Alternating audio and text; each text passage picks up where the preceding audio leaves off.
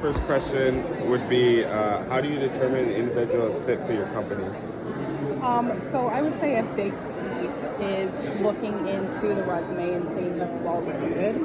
We have an understanding that some students are working full-time while also going to school, so realizing that they may not be able to get as involved on campus as they would like to, versus someone who maybe isn't working, they're going to school full-time, they're involved in a bunch of organizations, but it's looking to see either direction, how they're taking that a step further. So are they in an opportunity where they can be a trainer for those because they've been working at that facility for 6 months? Maybe they know a few jobs. Is it something where they are on or in four to five different organizations? Maybe at least one or two of them they're involved from a higher level, thinking like a treasurer, not necessarily the president of the organization, but have some involvement or are kind of having that progress through their time at the college. Okay. And then, like, would that also correlate with, like, student athletes as well? Like, you guys search for those?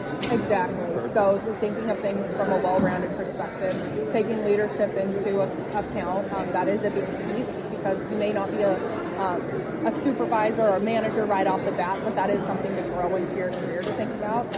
Being adaptable to the situations and the world around you, and even thinking communication style are big pieces. They're a good foundation for coming into working for us. Okay, sounds good. And then my second question would be, how does your company measure success for its sales representatives? So just in general across the company, we have check-ins with our managers that are done on a quarterly basis, and that does play into our bonus opportunities. So our bonuses consist of our performance, the company's performance, if they're at a plant, safety of the facility, and then if they're in a corporate function, there's some other pieces that do go into it. But a big part of that is having those quarterly check-ins, and I would say even having those informal conversations at a bi-weekly basis or whatever it is. That way you're able to really stay on track on whether you're working on a project or a big rollout of a process. You can see how things are moving. Are we at the standard we need to be? Am I kind of in an average? No. What can I do to take myself a step further? Okay, and then would you say it's more of like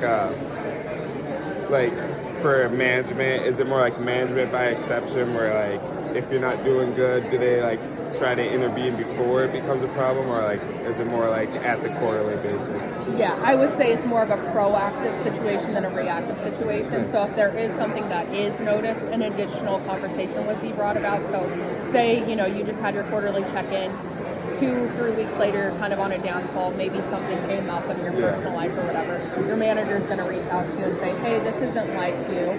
Let me know what's going on. How can I support you and help with building you out from there? And it's then you putting in from the ideas that were brought about and staying consistent. Okay.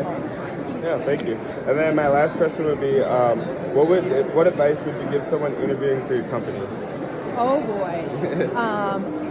When it comes to getting into an interview process, especially if you've had an internship, really hitting home on what you've done, because that will help with finding the alignment between what you did previously to the alignment of whoever you're interviewing with.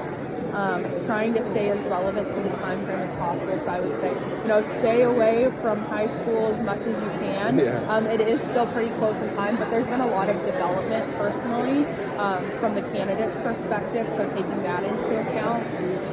But also, remembering to practice, but not over practice too. So you don't want to come off like, you're just reading the script. So really taking time to think out, okay, how would I respond to a situational based question around maybe it's a failure, maybe it's a mistake that you made. What's a good leadership opportunity? So really reflecting on yourself before going into something, so that way you have an idea, and that way you have that mental state of knowing and being able to paint the full picture. Okay. Well, thank you very much. No problem. Can I take your business card as well? Yeah. Thank you. And I'll grab one of these.